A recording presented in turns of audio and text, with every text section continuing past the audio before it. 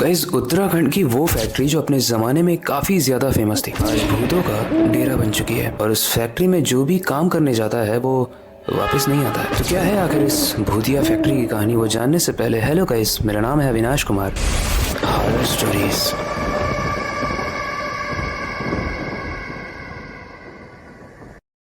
Shri Krishna industrial work, जहाँ पर सब कुछ परफेक्ट चल रहा था, वहाँ पर अब सब कुछ अजीब सा लगने लगा। किसी ने सुना था कि फैक्ट्री के अंदर अजीब सी घटनाएं हो रही हैं, अजीब सी आवाजें आती हैं, पर कोई भी इस बात पर ज्यादा बिलीव नहीं करता था। रवि एक नया वर्कर जो रिसेंटली इस इंडस्ट्री में ज्वाइन करता है, उसे बस ये सब एक पुरानी कहानियां लगती हैं और उसे ऐसा लगता है कि लोगों ने फैलाई हैं ताकि वो लोगों को डरा सके। रवि की पहले डे शिफ्ट थी, लेकिन ट्विस्ट कहानी में तब आता है जब रवि की नाइट शिफ्ट हो जाती है। उस रात जिस दिन उसकी पहली नाइट शिफ्ट थी, उसे कुछ अलग ही महसूस हो रहा था। पहली बार रवि ने जब अपने को-वर्कर से उस फैक्ट्री के बारे में पूछा तो उन्होंने बस इतना कहा, वहाँ कुछ तो है, तुम समझ नहीं पाओगे जब तक तुम खुद नहीं जाओगे। रवि सोचता है कि बस पुरानी कहानियां हैं जो लोग अपने बोर्डम को दूर करने के लिए बनाते हैं। लेकिन उस दिन जिस दिन रवि की शिफ्ट रात के 3 बजे हुई, उस दिन कुछ ऐसा हुआ जो रवि जिंदगी भर नहीं भूल पाया। रवि अपने काम में व्यस्त था, तभी वो एक स्ट्रेंज साउंड को सुनता है। उसे पहले तो लगा कि कुछ मशीन्स चल रही हैं, लेकिन जब उसने ध्यान से सुना तो उसे ऐसा फील हुआ कि ये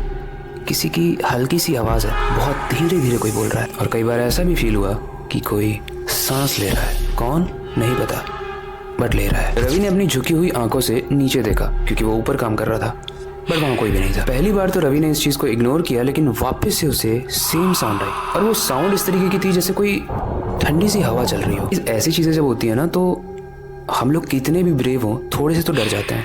रवि भी डर जाता है। रवि ने अपने कलीग मोहन से पूछा, ये जो मैं फील कर रहा हूँ ये नॉर्मल है? मोहन ने उसकी कान की तरफ हाथ किया और बोला कि ये फैक्ट्री बहुत पुरानी है और जब ये बनाई गई थी तो एक वर्कर के एक्सीडेंट से उसकी मौत हो गई थी। पर क्या तुमने कभी उसका नाम सुना है? रवि सोचते हुए कहता है, कौन सा नाम? मोहन का चेहरा पेल हो गया। वो कहता है उसका नाम शंकर था। उसने अपनी जान इस फैक्ट्री में दी, तब से उसकी आत्मा इस फैक्ट्री में रात में घूमती है। उस दिन उसने जोर जोर से हेल्प मांगी, लेकिन किसी ने भी उसकी हेल्प नहीं की। इसी वजह से आज जिसकी भी शिफ्ट रात में लगती है, उसकी पेमेंट तो यहाँ के लोग ज्यादा देते हैं, लेकिन उसके मौत के चांसेस भी बढ़ जाते हैं उसी शंकर की वजह से। हर रात रवि को कोई ना कोई आवाज़ सुनाई देने लगी। कभी उसे किसी की प्रेजेंस महसूस होने लगी, कभी तो उसे ऐसा भी लग रहा था कि कुछ एक्स्ट्रा लोग भी काम कर रहे हैं जो कि जिसे वो टच नहीं कर पा रहा है। वो मरे हुए लोग हैं बट फिर भी काम कर रहे हैं। लेकिन रवि सोचता है कि शायद ये उसका वहम है। वो डे शिफ्ट से नाइट शिफ्ट में अभी रिसेंटली शिफ्ट हुआ है, इसकी वजह से उसके हार्मोन्स उस पर हावी हो रहे होंगे। वो अभी उतना फिट नहीं है, अभी मेंटेन कर रही है उसकी माइंड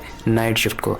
और वो अपने मशीन को बंद करने जाता है, और जैसे ही वो मशीन को बंद करता है और ऊपर देखता है, वहाँ पर एक ब्लैक शैडो खड़ी थी। वो शैडो परछाई धीरे धीरे रवि की तरफ बढ़ रही है। रवि के हाथ कांपने लगे क्योंकि वो शैडो किसी आदमी जैसी थी। वो शैडो बहुत तेजी से करीब आ रही थी रवि के, और रवि घबराहट में पूछता है कि तुम कौन हो? तुम्हें क्या चाहिए? अब उस शैडो ने, उस परछाई ने अपना चेहरा धीरे से दिखाया, और रवि ने जो देखा वो जिंदगी भर भूल नहीं पाया। ये सीन होते ही ठंडी सी हवा चलने लगी, मशीन्स अपने आप चलने लगी जो कि रवि ने बंद की थी। एक क्षण रवि जैसे ही मशीन को देखता है, उसके बाद सामने देखता है, वो एकदम सामने थी उसके वो शैडो। अगले दिन रवि किसी को नहीं मिला।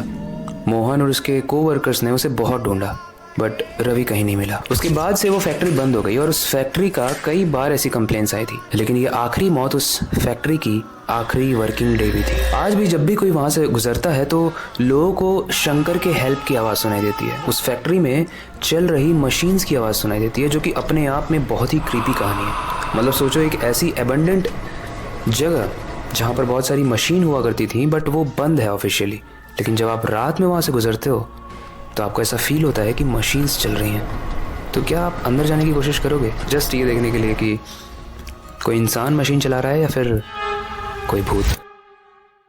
वेल, इस स्टोरी से रिलेटेड कोई भी फीडबैक हो आप कमेंट सेक्शन में बता सकते हो। आपके पास कोई न्यू सजेशन है वो भी आप कमेंट सेक्शन में बता सकते हो। वेल, वक्त आ चुका है इस स्टोरी को एंड करने का और नई स्टोरी पर काम शुरू करने का। लेकिन जाने से पहले मैं बस एक ही चीज़ कहना चाहूँगा, अपनी क्यूरियोसिटी को डाई मत होने देना, नई चीज़ें सीखते रहना, अपने बेड के नीचे और खिड़की के बाहर ज़रूर देख लेना।